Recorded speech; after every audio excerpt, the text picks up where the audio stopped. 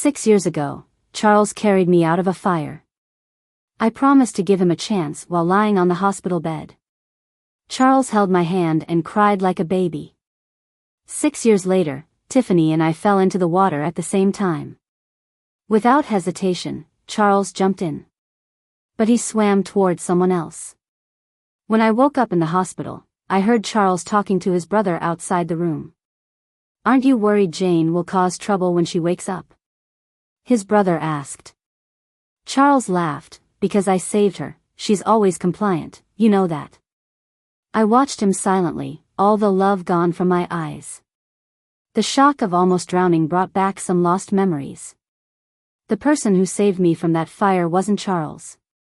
Instead, I turned my gaze to the bodyguard standing behind Charles, still dripping wet. I observed him quietly. He stood there like a statue, with a stern expression, behind Charles. His wet hair slicked back, revealing a smooth forehead. His white shirt was soaked, turning semi-transparent, with his muscles outlined underneath, adding an awkward allure. Maybe my stare was too obvious. Or maybe it was his professional instincts as a bodyguard. The man suddenly turned to look at me, and our eyes met through the glass on the door. His sharp eyes softened for a moment, and he seemed a bit stunned. He quickly turned back and whispered something to Charles. Charles then came in. "Jane, you're awake. Why didn't you call for me?" I wouldn't have known if Alex hadn't told me. He naturally came over and tucked the blanket around me. Charles's brother came over to say hi. "It was so scary today, but thank goodness you're all right." "You chat with Charles, I'm heading out," he said casually before leaving. Alex held the door open for him, then stood outside like a sentinel. I turned my attention back to Charles. "What about Tiffany?" I asked. Charles paused but quickly acted normal again. "She woke up before you, she's fine." I nodded. "Of course, you swim well, so you saved her quickly." "Jane," Charles frowned, "please don't be upset about this. Tiffany and I grew up together, I couldn't just leave her. Plus, I had Alex save you first. You're both okay, isn't that the best outcome?" I looked at him quietly, then suddenly laughed. "Yes, best for everyone." But Charles seemed to forget that Tiffany swims well. "It's me who can't swim at all." Seeing me annoyed, he started to soothe me in a low voice. "Jane, I really see Tiffany as a sister. She ran away to come to this city, and I promised her parents I'd take care of her." As he spoke, he reached for an apple. "Jane, let me peel you an apple, don't be angry." I looked at his arm, where a nasty scar showed. Every time we argued, no matter how furious I was, seeing that scar calmed me down immediately. Just like he proudly said. Because he saved me, I was always compliant. Charles wasn't from this city, he transferred here when he was 16. His family was wealthy, but not enough to fit in easily. At a school full of high-status kids, he stood out. Not long after he joined, a rich kid mocked him for being a nouveau riche. Charles fought back. I was a year ahead and knew that kid, so I stepped in and broke up the fight. Back then, my family's influence was strong around here. Seeing me, the kid left without further action. After he left, I looked at Charles, all bruised but defiant. He seemed pathetic. I took him to the nurse's office, then bought him a drink. Before leaving, I pulled a cartoon band-aid from my bag and stuck it on his bruised cheek. "Keep your temper in check, no one will spoil you here." He gently tugged my sleeve. "What's your name?" "Jane," I said. From that day on, I often heard his voice nearby. "Jane, you look beautiful today." "Jane, I saw your article in the school paper." "It's great." "Jane, are you free tonight? I know a fantastic restaurant." Charles started following me around. Our classmates joked he was trying to get above his station, but he didn't care. He took every chance to find me. Young love, too intense, could be annoying. I didn't like him at first. I even turned him down several times, but Charles didn't mind. He would grin, It's okay if you don't like me now, doesn't mean you won't later. Seeing his silly smile made the harsh no catch in my throat. I thought once I graduated, Charles would give up. But I didn't expect a big event before that. The lab caught fire, trapping our whole graduating class inside. As class president, I helped evacuate everyone but got left behind after a fall. Crouched in an untouched corner, smoke choked me. With the heat roaring in, I thought this was where my life would end. Suddenly, a loud crash at the back door. Someone rushed in through smoke and heat, their face blurry. I tried to stay awake, but my consciousness faded. The next thing I knew, I was in the hospital. Charles was leaning on my bed, arm bandaged. The shock I felt then was indescribable. I reached for his hand. Charles blinked awake, looked up, eyes full of joy. "Jane." I looked at his arm. "Did you save me?" Charles held my gaze. "Doesn't matter about me, as long as you're okay." Being young and naive in love. It was hard not to be moved by a boy like that. Confused by my feelings, I asked, "Charles, do you really like me?" He nodded without a second thought, cheeks a little red. "Then let's give it a try." I still remember that summer night. The boy holding my hand, crying like a child beside my bed because of my words. My gaze moved away from his scarred arm. I wasn't planning to uncover it. I was pushed into the water by Tiffany. My voice remained calm. "On the yacht, she bet me if we both fell in, who you'd save first." Charles's hand tightened on the apple. "Tiffany wouldn't do that." Ignoring him, I finished, "Charles, you let me lose." Tiffany was his childhood friend, a girl he grew up with. The first time I met Tiffany was the day Charles finished his college entrance exam. I came by as his girlfriend to give him some flowers, but saw another girl rush over and jump into his arms first. She shouted, "You silly boy. Did you miss me?" Charles quickly pushed her away and came over to me. He smiled as he introduced me to Tiffany. From that moment, Tiffany looked at me with a hidden hostility. A year ago, Tiffany graduated from college. She came to City A looking for Charles. She moved into his house boldly, claiming it was a sibling-like bond, yet her actions crossed the line all the time. She became the reason for countless arguments between Charles and me. And with every argument, Charles's heart leaned more towards her. They had so much in common, similar backgrounds, similar interests. I once overheard Charles complaining to his friends after drinking, "Jane's great and all, but she's a bit too reserved. You want a girlfriend like Tiffany, someone who's more easygoing." That time, we almost broke up over the fight. He kept apologizing and comforting me. Finally, with red eyes, he hugged me tightly, saying, "Jane, ever since I risked my life to save you in that fire 6 years ago, I knew we were bound together for life. You can't leave me over something so small. Jane, don't be heartless." I struggled, but couldn't move, letting him hold me, feeling more exhausted than ever. Honestly, I couldn't tell if I was with him out of love or obligation. By the hospital bed, Charles was silent for a long time. Eventually, he sighed, "Once Tiffany's better, I'll send her back to City A. Jane, please don't fight with me anymore, all right?" I didn't scream or yell. I didn't even use a harsh tone. I was stating the facts, but to Charles, it was unreasonable trouble. I closed my eyes, not wanting to say another word to him. I was tired. I wanted to rest. "Fine, get some rest," Charles said as he got up to leave. Alex opened the door for him. After Charles left, Alex naturally came in to pick up a bunch of lilies left in the corner. These had been left there by Charles's brother. Charles looked back at him. "What are you doing? Isn't Miss Jane slightly allergic to lilies?" Alex replied. Charles seemed to recall, "Right, I almost forgot. Take them away." Alex nodded, about to walk out when I spoke up.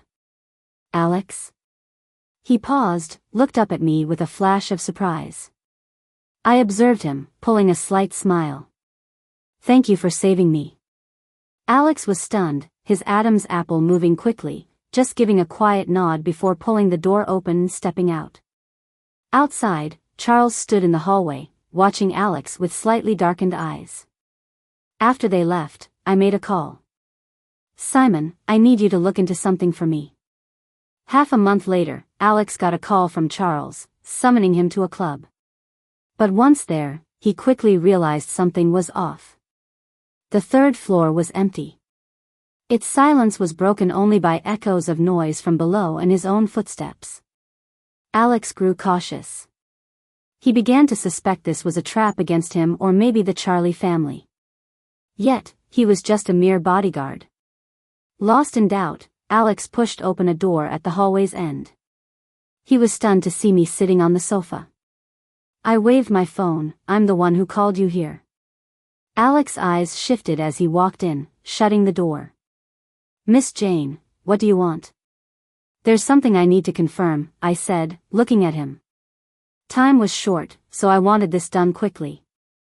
I stood and slowly approached him, my eyes trailing down from his face to his collarbone.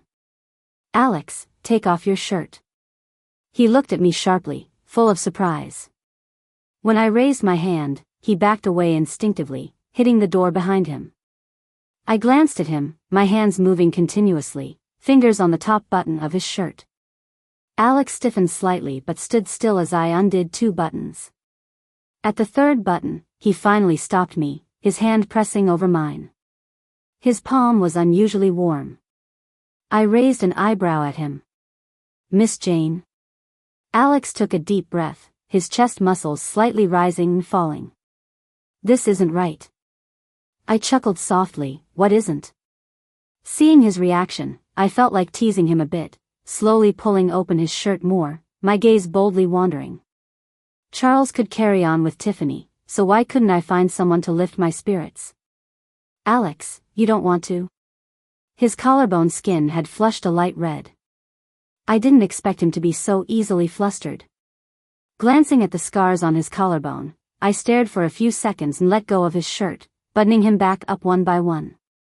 I turned away, steadying my racing heart, remembering the video Simon had sent before Alex arrived. It was a grainy, chaotic recording of the school fire in the summer of 2018, acquired with great difficulty from a retired journalist.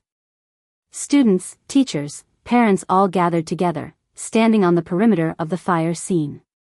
Suddenly, a huge gasp burst from the crowd. The camera angle shifted upward, probably indicating that the reporter found a higher vantage point. A boy was seen staggering out of the science building, carrying a girl on his back. His white school uniform was tattered and singed. The area below his right collarbone was a mess of blood.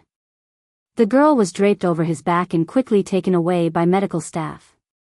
Even though the video was blurry, I could still recognize that the person who carried me out of the fire wasn't Charles. After I woke up in the hospital back then, my memories from that time were fuzzy. I couldn't clearly remember who rescued me or how it happened. I just saw Charles at the bedside first and assumed it was him who saved me. When Tiffany pushed me into the water that day, the shock of nearly drowning brought back those hard-to-retrieve fragments of memory. That boy got hurt saving me, but it wasn't on the arm as Charles had claimed. Charles lied to me. Now that the truth is fully confirmed, an overwhelming sense of absurdity hit me. Charles, with his acting skills, truly caught me off guard. I rubbed my temples and staggered a bit. Suddenly, a warm body pressed against my back, with Alex supporting me. "Miss Jane." I steadied myself and gently pushed him away. There was too much on my mind to deal with him right then. "Alex, you should go." I stood with my back to him, looking out at the bustling cityscape through the floor-to-ceiling windows. Alex stayed silent. A few seconds later, footsteps echoed as Alex opened the door and left. 3 days later, just as I pulled up to the bar, I got a text from Tiffany. "Jane, Charles is drunk. Do you want to come get him?" She followed it with a short video. In a corner booth of the bar, Charles sat with a slight frown, clearly tipsy, holding Tiffany's hand to his forehead, gently massaging it. I turned off my phone and got out of the car. It was Tiffany's birthday today, they planned to celebrate it there. Charles had asked if I wanted to come. When I declined, he didn't push it further and seemed a bit relieved. It's for the best. It's too noisy there, and you wouldn't like it. The bar manager recognized me and knew who I was there for, quickly having someone take me to the second-floor VIP booth. As the server was about to speak, I stopped him. I'll go myself, you can go. Not thinking much of it, he left. I looked over at the excited crowd and locked eyes on Charles and Tiffany in the corner. Come on, it's just for fun. We all agreed, no matter who loses, they have to accept the penalty. Yeah, Charles has to kiss the first girl to his right. That's Tiffany. The crowd egged them on. Tiffany sat half reclining against Charles, her face flushed. Come on, stop it. Charles has a girlfriend. So what if he has a girlfriend? Tiffany and Charles have been close since childhood. Right, Tiffany, if you'd been braver, that Jane wouldn't even be in the picture.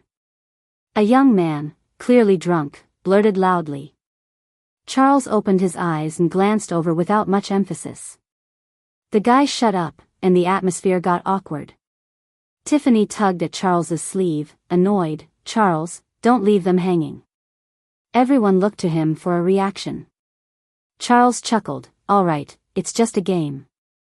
Where do I kiss? How do I do it? With everyone around encouraging them, Charles turned to look at Tiffany. Tiffany lowered her head, her white neck exposed, her profile showing her blush. The mood got to Charles too. He placed one hand on the couch back and the other gently hooked Tiffany's chin. Their eyes met, feeling intense.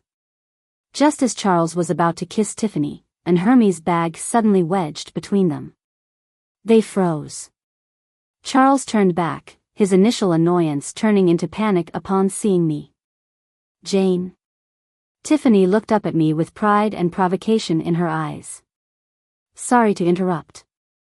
I pulled my bag back and meticulously wiped it with a tissue. I have two things to handle here. Charles discreetly leaned away from Tiffany. Here to handle something? Yes. I turned to Tiffany, smiled, then lifted my hand and slapped her hard. A clear smack left everyone silent. Tiffany's turned her head, her left cheek visibly swelling and reddening. First thing, half a month ago, on that yacht, you and I both know what happened. I'm not generous enough to just let it go. Jane. Charles finally broke out of his daze, shielding Tiffany. What are you doing? Charles, Tiffany clung to his shirt tearfully. Did Jane misunderstand something? Jane. Charles looked at me with disappointment, apologized to Tiffany. You've really misunderstood. I met his eyes. You're really going to defend her? It's not about defending her. Charles frowned. It's you being unreasonable because of jealousy. I nodded, then swung my hand and slapped him too. Charles was stunned by the hit. Charles. Tiffany was shocked, looking at me incredulously. I shook my hand. Since you're protecting her, take this one for her then. In this small space, it suddenly felt isolated from the noisy atmosphere outside. The previously lively crowd fell silent, exchanging baffled glances. Charles shifted slightly, using his tongue to nudge his numb cheek, then gently moved Tiffany's grasp from his sleeve. His gaze on me was dark, mingled with complicated emotions. Jane, have you lost it? No, I'm very clear-headed. I met his intense stare. Second thing, Charles, we're breaking up. Charles was taken aback. What did you say? Didn't catch it? Ask them. I lifted my bag, looking at Charles and Tiffany with a mocking gaze. I'm leaving. You too, continue. Charles ended up causing over $100,000 worth of damage at the bar that night. No one dared stop him, allowing this young master his release. Even Tiffany didn't dare utter another word. Spent, Charles collapsed onto the couch. He was knocking back drink after drink like he didn't have a care in the world. Someone tried to talk him down. Charles, stop it already. Maybe Jane saw you with Tiffany and got the wrong idea. She didn't know you were playing some game. Yeah. Charles, cool it. You know girls need a little sweet talking. Why not get her a gift or something? Charles threw back another drink, feeling the burn in his stomach. It was intense and made him uncomfortable. Slouching on the couch, he felt his heart empty out a little. Absent-mindedly, he touched his arm. Even through the shirt, he could feel the raised scars. She'll forgive me, he murmured. She always does. He was certain. She'd see his scars and forgive him like always. But for some reason, he felt anxious this time. Something seemed off. Walking out of the bar, he almost got hit by a speeding motorcycle. Shaking it off, I opened the car door to sit in the driver's seat when a hand reached over and held the door. Miss Jane, you're in no condition to drive. Let me take you home? It was Alex. Without a word, I moved aside, letting him take the wheel and sat in the passenger seat instead. Driving through traffic, Alex explained, Mr. Charles was worried, so he sent me to check on you. I couldn't help but chuckle. Charles? No way. Alex, that's a lousy excuse. Alex fell silent. I studied him through the rearview mirror and nonchalantly dropped the question I had been dying to ask. 6 years ago, you were the one who saved me from the fire, weren't you? Alex slammed on the brakes, making my head bump against the window. It hurt, and I winced in pain. Startled, he pulled over immediately. You all right? I didn't mean to. As he reached out, I turned my head, and his hand brushed my face. We both froze for a second. It's fine, no big deal. Alex withdrew his hand. After a pause, he asked, how did you know? Ignoring his question, I said, tell me the whole story. Alex leaned back into the driver's seat, a clear jawline, eyes slightly closed. He lowered the car window, took out his pack of cigarettes but paused. Go ahead, I urged. Lighting a cigarette, he smoked in silence. My dad owed Charles's family a lot of money, Alex began. When I was 16, he drowned himself because he couldn't handle the debt, leaving my mom and me behind. Kids pay for their parents' debts, I guess. I was just a kid, but I'd been boxing for years, so I was in pretty good shape. At the time, Charles had just escaped a kidnapping, and his dad wanted me to be his bodyguard at school. We even had a contract, basically a servitude agreement. He smirked slightly. I'd work for Charles's family for 20 years, and our debt would disappear. 20 years? I was genuinely surprised. Yeah, 20. This is year 9, he nodded, but thanks to you, I only have 8 more to go. Thinking back, I asked, because of the fire? Yes, Alex confirmed, Charles wanted to go in, but burned his arm and backed out. So he ordered me to save you, and then took all the credit to shave 3 years off my term. Alex looked down, his long lashes casting shadows over his eyes, hiding his feelings. I chuckled, strangely relieved. Thankfully, it was just business. I paused, then turned to him sincerely, counting the time I nearly drowned. You've saved me twice. Thank you, Alex. Alex seemed a bit lost, nodded, and couldn't find words to respond. Lifting my chin, I suggested, drive on. This time, Alex drove steadily. Sitting there with my eyes closed, my mind was racing. I knew how I could repay Alex. You sure about this? Across from me, an elegant woman regarded me. She was Charles's mom, Helen. 4 years ago, Jane's family got caught in a scandal and went bankrupt. Meanwhile, Charles's family soared in status in a city.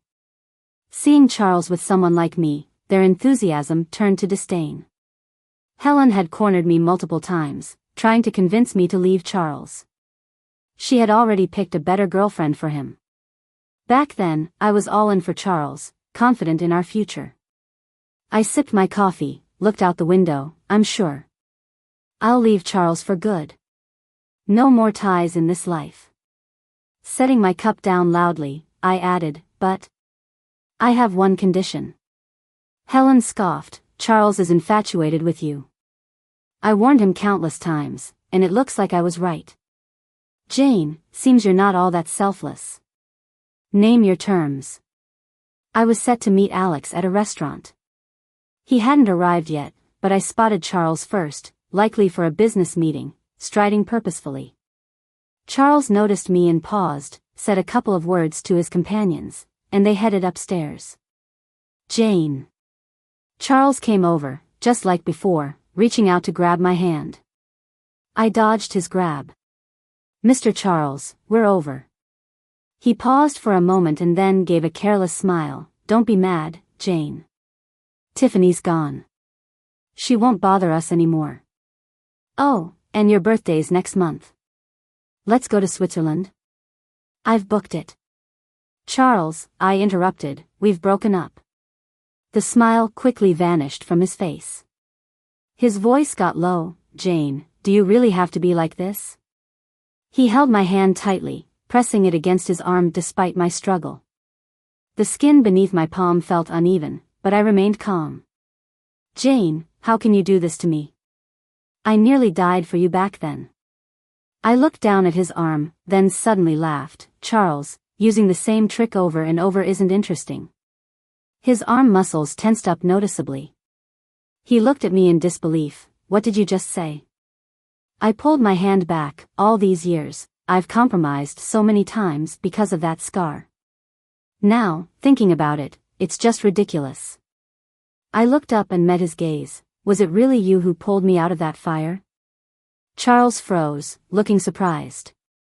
The night breeze played with my hair, but inside, I felt surprisingly at peace. Outside the restaurant, a cab stopped, and a tall figure hurriedly got out. Seeing me, he immediately apologized. Sorry, got stuck in traffic. You. His voice trailed off as Alex noticed Charles standing behind me. You? Charles was stunned for just a moment before quickly striding over, grabbing Alex by the collar, and shoving him against a tree. What did you tell Jane? His eyes were wild with rage. Did you forget what you promised? Your mom's still in my family's hospital, and you dare do this to me? Alex's expression darkened as well. He grasped Charles's wrist and effortlessly pushed him away. I didn't say a thing. Charles didn't expect Alex to fight back, leaving him momentarily speechless. He looked back and forth between me and Alex. He laughed angrily. Jane, are you shameless? Repaying a debt by giving yourself to him completely? Has Alex saving you twice moved you that much? Can't wait to jump into his arms? Furious, I slapped Charles with all my strength, causing him to stagger slightly. Clenching his fist, he looked at me with a complicated gaze. He stepped forward, but Alex moved faster, blocking his way. Charles hesitated. What? You think I'll hit her? I've loved her for years. Do you think I'd ever hit her? He sneered aggressively. Stay out of our business. He swung his fist into Alex's face. After taking a couple of punches, Alex finally fought back. The two of them started scrambling, but it was clear Alex had the upper hand. It was the first time I saw him show so much emotion. Love her? Then why all the affairs and deception? Why manipulate her gratitude, make her hurt, then force her to compromise again and again? Charles, you don't know how to love. Charles kicked back. What right do you have to lecture me? What's your angle, Alex? Always ready to jump into the flames or dive into the water to save her, even before I could react? You're disgusting, eyeing someone else's girlfriend. You're just a rat in the gutter. I watched them coldly until several people who came with Charles hurried over, pulling him away. Charles wiped the blood oozing from the corner of his mouth. He glared at Alex, then pushed away those holding him, standing tall again. Without another word, he turned and left. But everyone there knew the truth. He wouldn't let Alex off the hook. A guy with no background who dared humiliate him, Charles wasn't going to let that slide easily. After they left, Alex used the back of his hand to wipe his face. Avoiding my gaze, he said, I've got something to do. Got to go. What? I asked. He paused for a moment, then added, the hospital, gotta sort out my mom's transfer. Let's go. I'll come with you. I grabbed his wrist and pushed him into my car. Alex looked at me, perplexed. I tossed a document envelope into his lap as I got into the driver's seat. That contract you signed with Charles? Consider it void. Alex looked at me in disbelief before digging into the papers. I started the car. You saved me back then. This is me paying you back. Congrats, Alex. You're a free man now. You don't have to worry about your mom anymore. The Jane family isn't as influential as before, but we still have connections. I've arranged a trusted neurologist to take care of her. After a long silence, Alex finally smiled, pulling the corners of his mouth. Thanks. And congrats to you, too. You're free now. Without the facade of gratitude, free from guilt-induced compromises. Debts are settled, clear as day, with no more strings. Just follow your heart. Surprisingly, Alex understood me. As unfamiliar emotions swirled in my heart, I chuckled. After leaving Charles's shadow, what's next? I'm thinking of opening a boxing gym. Sounds good. Got any leads? The mentor who taught me boxing reached out. Great. If you need any help, just let me know. After that day, I didn't see Charles again. They said Alex went back to his hometown to open that gym with his mentor. My dad wasn't content sitting home all day and wanted to make a comeback in business. He brought me back to the family company, saying there weren't many people he could trust, asking me to help him out. I've been practically living at the office, up to my ears in work. I even bought an apartment nearby for convenience. One evening, an important project I was working on made good progress. I gave the young team half a day off and decided to take a break myself. It was dark by the time I finished up. Heading home, I parked my car and was just about to get on the elevator when a man slipped in behind me. He wore a baseball cap and mask, hiding his features. He didn't press a floor button, he just stood there waiting for the doors to close. A sense of danger washed over me. I instinctively didn't want to be trapped with a stranger in such a small space. As the elevator doors began to close, I pressed the button to open them and quickly stepped out. Not far away, someone was parking their car. I hurried towards them, yet I noticed the man's shadow stretching towards me. He covered my mouth, dragging me into an adjoining emergency exit. I clawed at his hand, reaching into my bag for a pair of scissors, and stabbed backwards with all my strength. He cried out in pain, releasing me abruptly. I seized the chance to run outside but ended up crashing into someone in the hallway. I screamed, thinking it was one of that guy's buddies, and started swinging and kicking without a second thought. But this person grabbed my wrist. The voice was oddly familiar. Jane. It's okay. Look at me. I froze and looked up. In the dim basement light, Alex stood tall, his hair freshly buzzed, making his features even sharper. He looked a bit thinner. Alex frowned at me, then his expression hardened as he shielded me behind him, kicking the man who was rushing at us. That kick was solid. The man curled up on the ground, taking a while to get back up. I was about to ask Alex why he was here when I heard footsteps nearby. It was someone I never expected. Charles. Are you okay? He looked at me, then at Alex. What are you doing here? I'm no fool. When the guy saw Charles, he got noticeably agitated. My eyes turned cold, almost questioning aloud. You know him? Charles, are you gonna explain, or should I call the cops to handle it? I couldn't believe Charles would stoop this low. He was so sure that my feelings were deep, so he tried to win me back with a hero act. He hired someone to attack me, planning to rescue me like a knight in shining armor when I was desperate. Self-directed drama. So full of himself. And thought of me as a fool. It was almost laughable. Jane, can't you forgive me?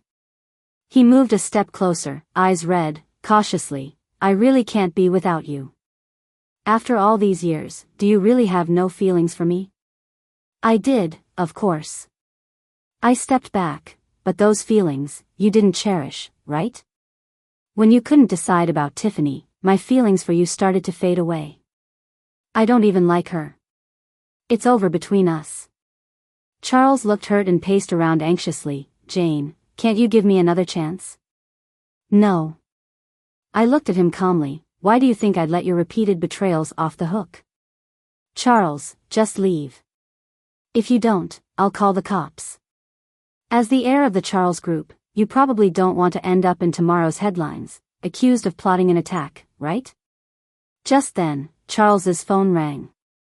Without checking the caller ID, he picked it up, and Helen's sharp voice came through. Charles. Get back here immediately. Haven't you embarrassed us enough already? Stop bothering Jane. The Jane family isn't in a good position now. Charles said nothing, hanging up directly. Silence filled the garage. Charles glanced at me, murmured I'm sorry, and then left without looking back. The man who had attacked me limped away after him, disappearing from view. I let out a long sigh of relief, leaning against the wall, feeling drained. Looking at the man silently standing next to me, I spoke first. Your turn, why are you here? Alex licked his chapped lips. When I was Charles's bodyguard, I had a buddy. He's now working for Charles. He overheard Charles planning this on a call. So he told you, and you came to help me. I picked up the conversation, stepping forward and looking him in the eye. But you knew it was fake, I wouldn't get hurt, so why'd you still come? I worried you'd get scared, Alex said. Miss Jane, you helped me before. My eyes shifted to the scratch on his neck, a mark I left in my earlier panic. There was a palm print on his left cheek. His pants were covered in my shoes' prints. He looked a mess. I stood straight and headed towards the elevator. When the doors opened, I glanced back at the man standing still, motionless like a tree. I sighed softly. Alex, come here. Let me get you fixed up.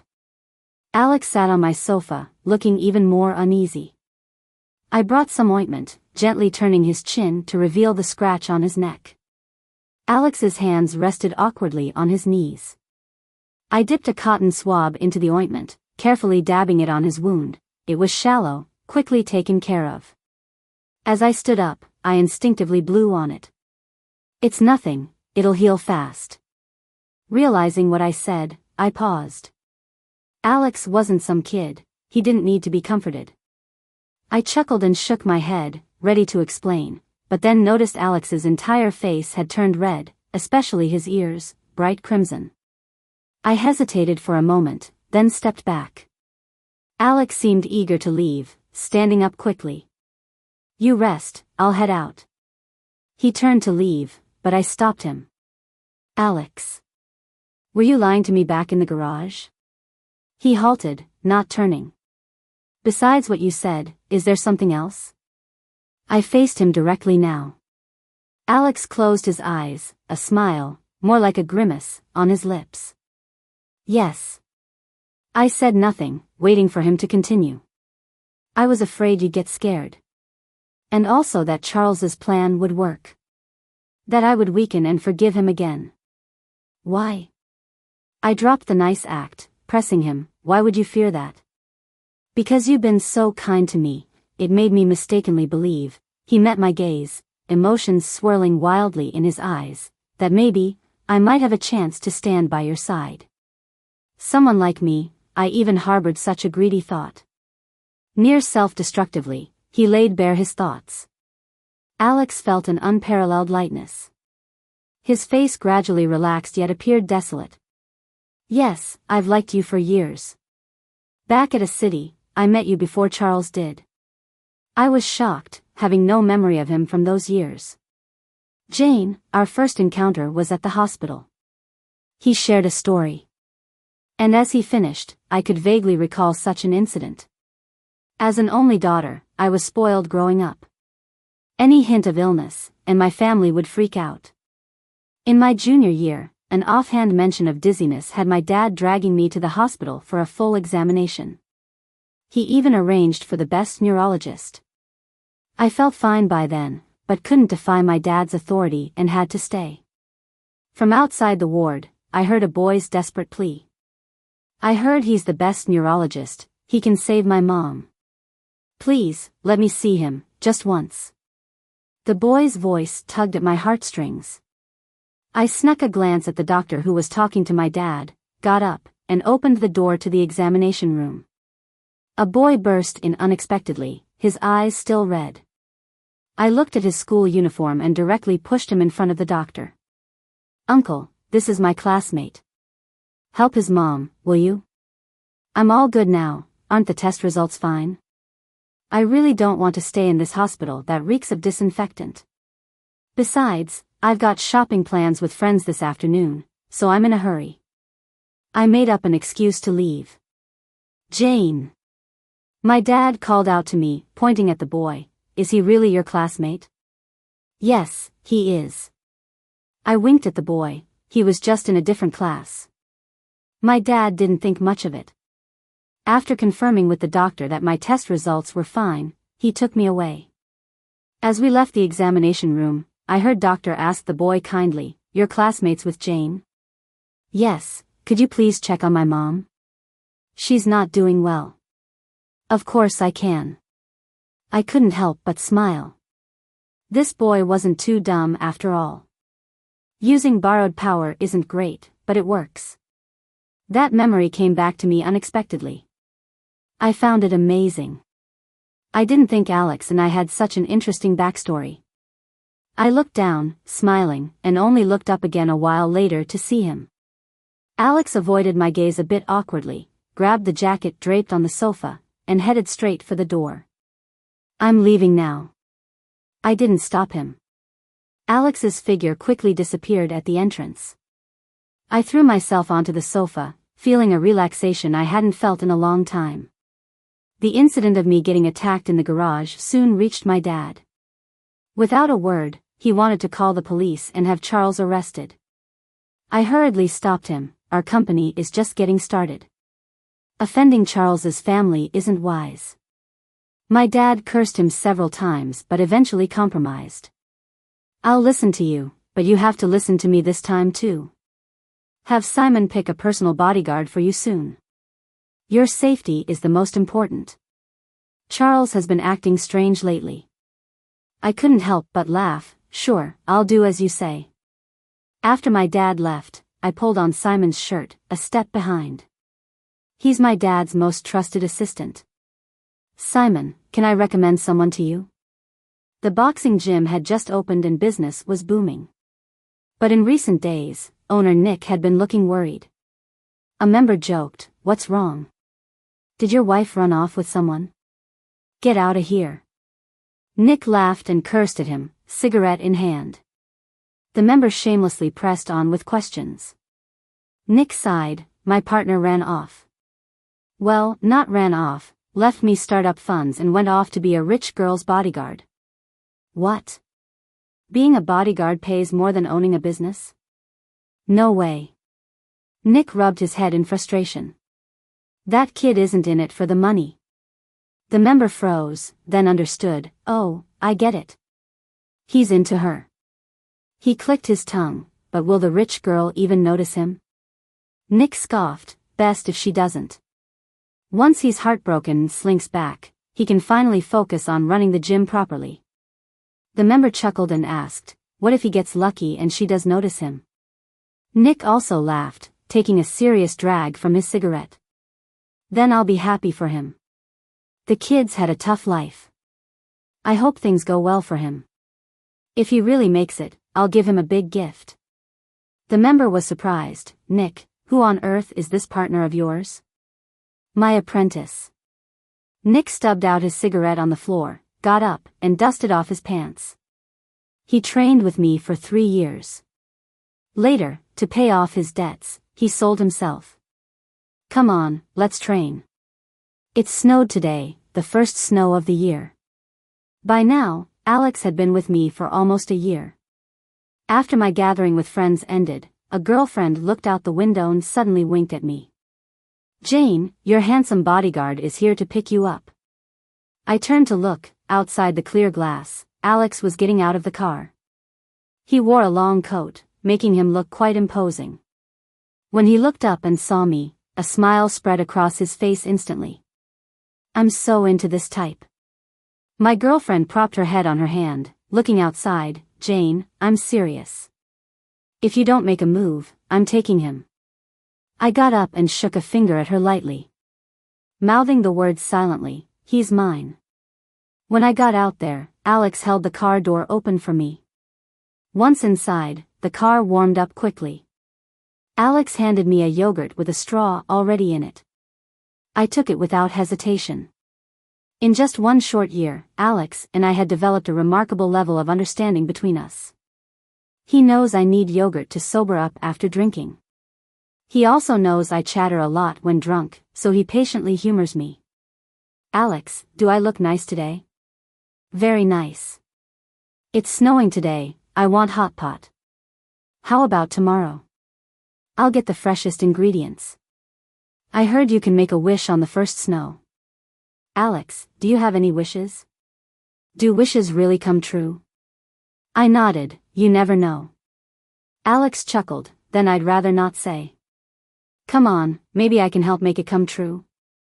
The car stopped at a long red light. Alex, looking ahead, slightly turned his head. Not hearing his response, I couldn't help but glance at him. I realized I'd never said before, Alex's side profile is striking. Like a movie star, with a story to tell. Sometimes I'd watch his face, getting lost in thought. Once caught, I'd act all nonchalant and compliment his looks. Seeing him blush embarrassedly always lifted my spirits. At this moment, looking at Alex, snowflakes tapped against the window, creating a delicate, rhythmic sound, adding a strange feeling of warmth to the enclosed space. It could have been his good looks clouding my judgment. Or maybe the alcohol getting to me. I blinked, leaned in, and placed a kiss on Alex's right cheek. Sealing the deal, proving my words count. Suppressing my fluttering heart, I tried to pretend nothing happened. Now can you say your wish? Alex sat still for a good while, then gently touched his cheek, as if not wanting to wake from a dream. At that moment, the red light changed. Alex pressed the gas, driving smoothly forward. Just as I was about to give up on hearing his answer, he spoke. No need to make a wish anymore. Alcohol slowed my thought process. Why not? Alex's voice was full of laughter. Because my wish already came true.